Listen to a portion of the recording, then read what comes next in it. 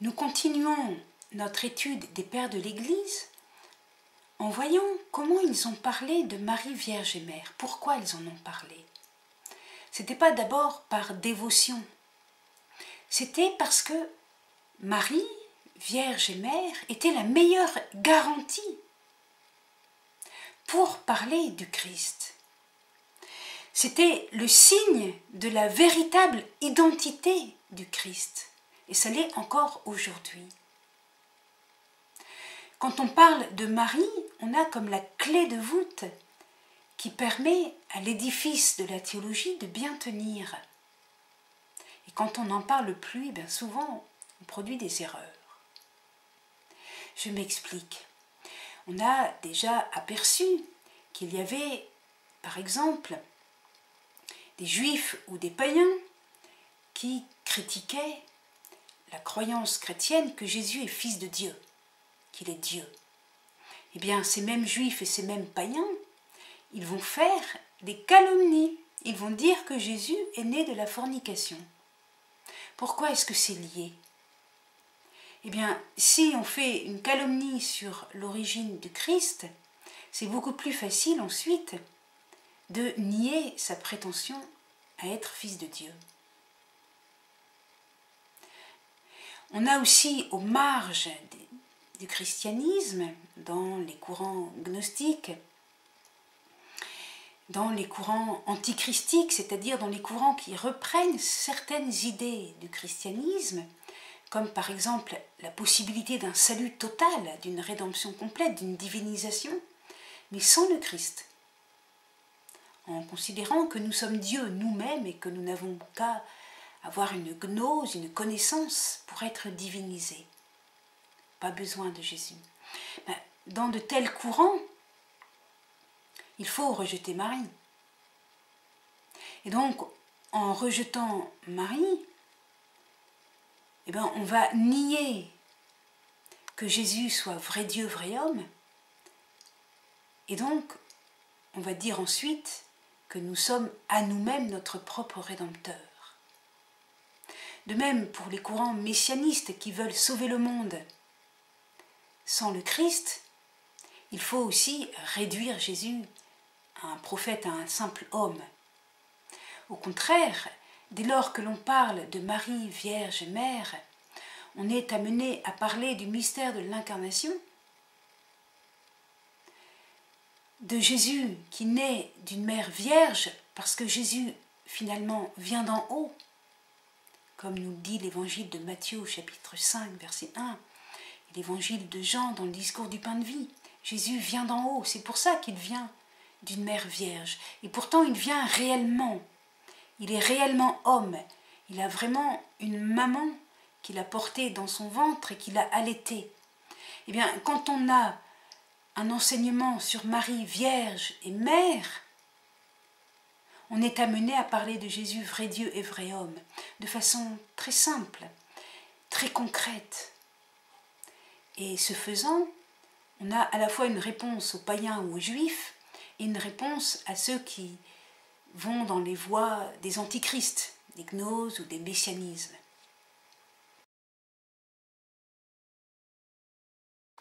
Alors, premièrement, voyons avec saint Ignace d'Antioche, martyr vers l'an 107 ou 113. Donc, le contexte est celui des premières gnoses et des premiers docètes. Le mot docète vient du verbe dokein, qui signifie apparaître.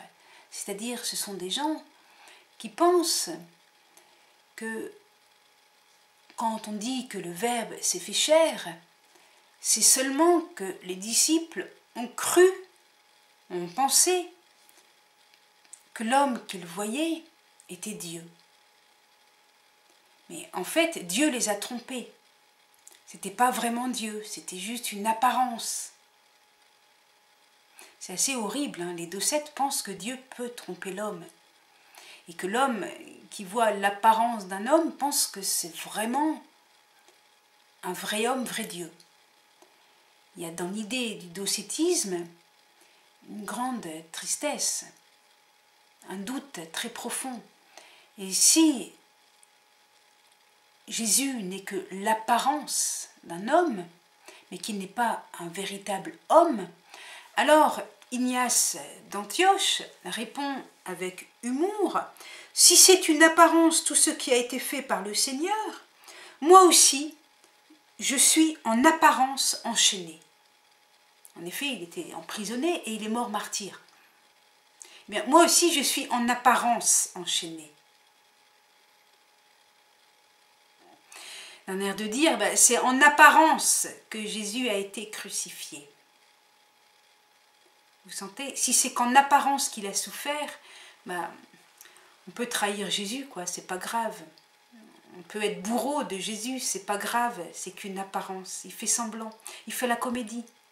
C'est assez terrible, hein, le docétisme. Mais en même temps, si c'est qu'une apparence, il n'a rien sauvé du tout. Dieu, comme on dirait, il a fait trempette, quoi, mais il n'est pas vraiment entré dans notre mare où les êtres humains essayent de se débrouiller. Il n'a rien sauvé. Il a fait semblant. Mais il n'est pas venu plonger là où nous sommes pour nous sortir de là. On va lire encore Ignace d'Antioche. Il explique que le prince de ce monde a trompé l'homme en le traînant dans le mal et dans la mort. Dieu, à son tour, trompe le prince de ce monde. Le prince de ce monde, c'est Satan. En reconduisant l'homme au bien et à l'immortalité. Mais comment? Eh bien, à travers une virginité féconde, un accouchement devenu présence de Dieu, une mort devenue résurrection. C'est dans la lettre aux Éphésiens. C'est extraordinairement beau. Ignace d'Antioche appelle cette virginité féconde et cet accouchement qui devient présence de Dieu, cette mort qui devient résurrection, trois mystères retentissants qui furent accomplis dans le silence de Dieu. Voilà. On peut rappeler aussi un passage que nous avons déjà lu, où il est dit que, avec la venue de Jésus, a été détruite toute magie et tout lien de malice aboli. L'ignorance était dissipée et l'ancien royaume ruiné quand Dieu apparut en forme d'homme, pour une nouveauté de vie éternelle. Ce qui avait été décidé par Dieu commençait à se réaliser. Voilà. Apparu en forme d'homme, il ne faut surtout pas le comprendre dans le sens du docétisme, c'est tout le contraire. Ignace d'Antioche lutte contre le docétisme. Et alors, Ignace d'Antioche voit en Marie, et c'est là que nous arrivons vraiment dans une dimension mariale forte et importante pour la foi chrétienne, il voit en Marie, la Mère Vierge, la garantie du salut. Je lis, « Soyez donc sourds quand on vous parle d'autre chose que de Jésus-Christ de la race de David, fils de Marie, qui est véritablement né, qui a mangé et qui a bu, qui a été véritablement persécuté sous Ponce Pilate, qui a été véritablement crucifié et est mort, et au regard du ciel et de la terre et des enfers, et qui est aussi véritablement ressuscité d'entre les morts. C'est son Père qui l'a ressuscité. » Ça, c'est dans la lettre aux Tralliens, chapitre 9. L'important, ce n'est pas tellement qu'il soit fils de David, mais c'est la réalité de l'humanité du Christ, qui n'est pas une apparition, un fantôme. Il est réellement de la Vierge Marie. Ignace n'utilise pas un titre spécial pour dire Marie, il dit simplement Marie. Parce que ce qui l'intéresse, c'est Marie en tant qu'être humain qui a existé dans l'histoire. Marie est fondamentale parce qu'elle a donné à Jésus un vrai corps par lequel Jésus est réellement né, persécuté, crucifié, ressuscité. Alors, dans le texte que nous avons cité, il répète 4 fois réellement. C'est la réalité historique du Christ qui est le vrai salut. La vraie maternité de Marie, ou la naissance biologique du Seigneur de Marie est la garantie de l'incarnation du Fils de Dieu. Et ensuite, c'est la garantie du salut. C'est toujours la même idée. Bien sûr, la naissance biologique du Christ est la garantie du salut si le Christ est vraiment le Fils de Dieu fait homme. Vraiment le Fils de Dieu est vraiment un homme. Ou alors il dit en résumé dans la lettre à Smyrne, tout au début, « Fils de Dieu selon la volonté et la puissance de Dieu, issu vraiment d'une vierge. » Voilà. On a vraiment déjà en l'an 100, même à la fin du 1er siècle, l'idée de l'union des deux natures divines et humaines en Jésus-Christ. Et pour cela, Ignace d'Antioche a déjà bien compris l'importance de regarder Marie. Elle est la garantie de la véritable identité de Jésus et donc du véritable salut. Car, comprenez bien, mais c'est toujours la même logique, mais je vais répéter plusieurs fois. Si Jésus est vrai homme et vrai Dieu, alors il peut nous diviniser. Et nous sommes réellement divinisés. Tandis que les gnoses, ce sont des antichrists, ce sont des idées fausses. Je ne peux pas me diviniser tout seul, parce que je ne suis pas Dieu. Mais j'ai besoin de quelqu'un qui soit vrai homme et vrai Dieu, à qui je peux être incorporé, le Fils de l'homme, qui est le Fils de Dieu. Voilà. Là, je peux être divinisé.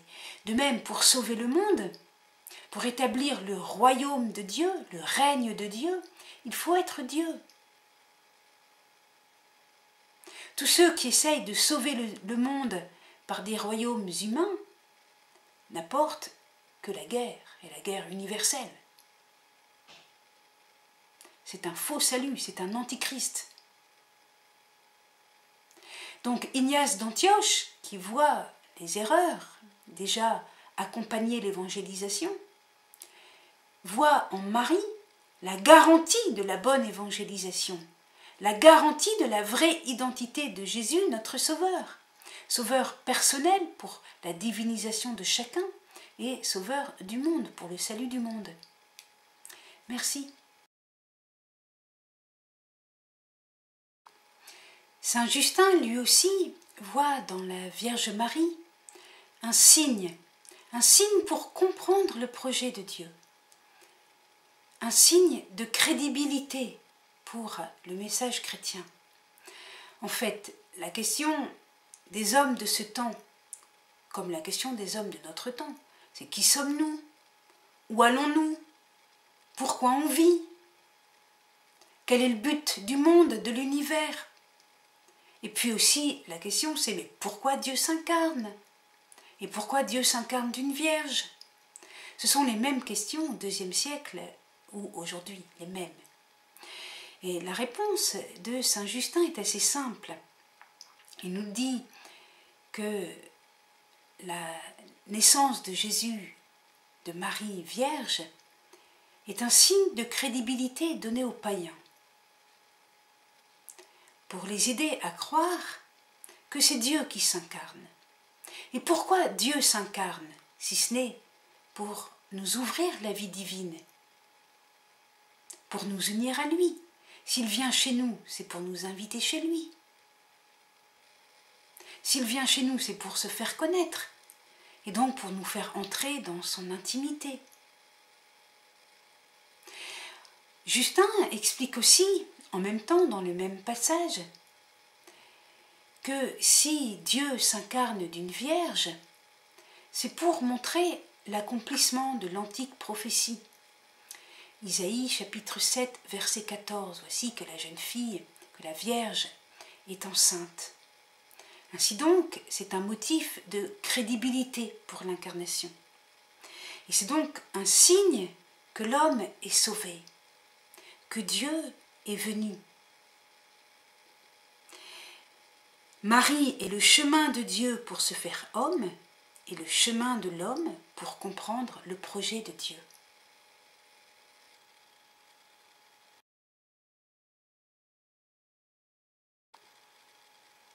Irénée s'inscrit un peu dans la même ligne. Marie, vierge et mère, est le fondement historique et la garantie du salut. De plus, Irénée va développer toute une théologie de l'histoire en soulignant la responsabilité de Marie, son oui. Elle est la nouvelle Ève. Le salut s'inscrit dans une alliance. Et dans une alliance, la réponse est tout aussi importante que le don. La rédemption ne peut se faire sans le oui de l'humanité. Donc, Saint Irénée, c'est tellement important que je dédie un enseignement spécial pour Saint Irénée. Je vous y renvoie.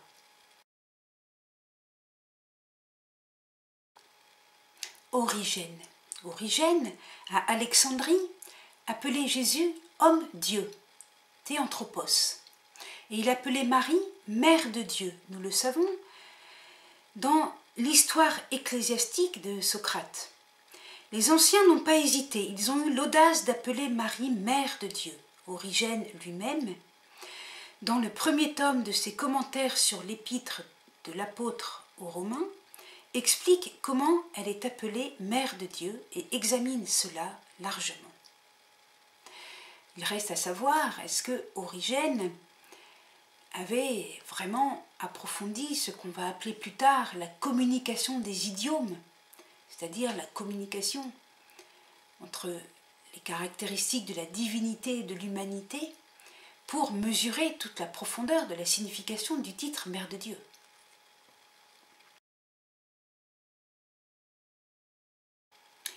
La tradition apostolique, elle date de l'an 215 environ, et elle fait mention justement de Marie, la Vierge Marie, à deux moments clés, au moment de la prière eucharistique et puis dans le rite du baptême.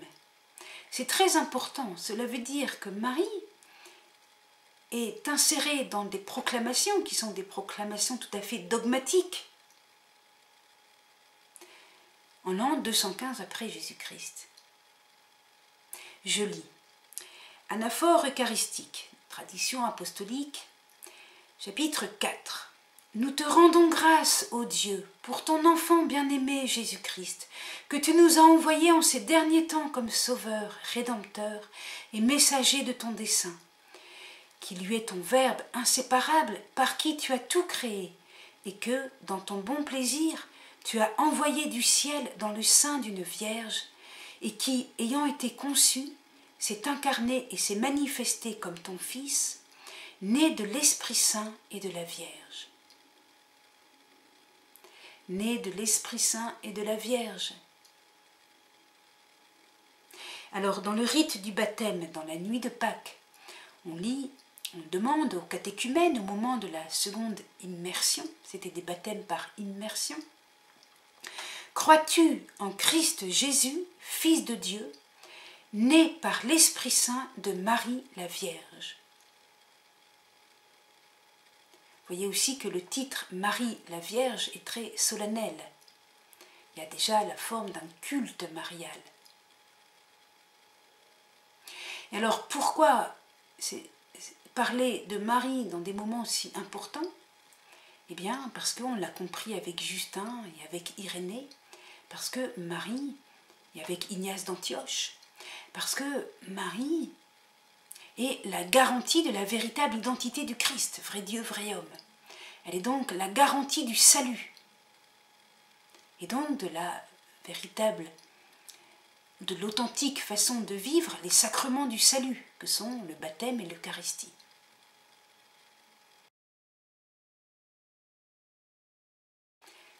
Tertullien. Tertullien, ce grand théologien africain, qui est mort aux alentours de l'an 222. Il est aussi un grand apologiste latin. Il défend la foi chrétienne et il proclame avec vigueur le noyau de la foi, Jésus, vrai Dieu, vrai homme. Et pour cela, il contemple et il enseigne la conception virginale et la maternité réelle de Marie. Une maternité réelle, c'est-à-dire que le Christ est vraiment homme. Sa chair est une vraie chair humaine. Il a une manière réelle d'être homme. Et il résume en lui l'héritage des patriarches. Il résume en lui les promesses de Dieu faites à Israël. Et il s'unit au premier homme, Adam, dont il est le sauveur. Je vais lire, c'est facile et c'est très beau. Dites-moi, je vous prie, si l'Esprit de Dieu est descendu dans une matrice, sans avoir l'intention d'y prendre chair, pourquoi descendre dans une matrice? Il aurait pu en effet rester à l'extérieur pour prendre une chair spirituelle. Voilà, avec un peu d'humour. Autre passage. Quelle sorte de chair pouvons-nous et devons-nous reconnaître dans le Christ? Assurément, nulle autre chair que celle d'Abraham, puisque le Christ est la semence d'Abraham. Nulle autre chair que celle de Jessé, puisque le Christ est la fleur de la racine de Jessé. Nulle autre chair que celle de David, puisque le Christ est le fruit des reins de David. Nulle autre chair que celle de Marie, puisque le Christ est du sein de Marie. Enfin, pour remonter encore plus haut, nulle autre chair que celle d'Adam, puisque le Christ est le second Adam. Voilà, c'est émouvant et c'est simple. Le Christ avait une chair comme moi, comme vous, qui m'écoutez. Il était réellement homme, comme moi, comme vous. Alors, l'autre enseignement de Tertullien, c'est la maternité réelle, mais virginale. Le Christ a Dieu pour père, et il a une vierge pour mère. Je lis le passage. Il ne convenait pas que le Fils de Dieu naquît d'une semence humaine, de crainte qu'entièrement fils de l'homme, il ne fût pas également fils de Dieu, et n'eût rien eu de plus en lui que Salomon ou que Jonas. Pour être en même temps fils de l'homme, c'était sa chair, et elle seulement, qu'il devait prendre de la chair de l'homme, sans la semence de l'homme. En effet, la semence de l'homme était superflue, pour qui avait en soi la semence de Dieu. Ainsi, de même qu'avant de naître d'une vierge, il a pu avoir Dieu pour père sans avoir une mère humaine, de même, en naissant de la Vierge, il a pu avoir une mère humaine sans avoir de père humain. Voilà, c'est très simple, en même temps c'est déjà tout à fait trinitaire, Dieu le Père, Dieu le Fils, Dieu le Saint-Esprit. C'est simple, et en même temps cela va traverser les siècles, on retrouve encore ces mêmes arguments repris par les théologiens tout à fait modernes.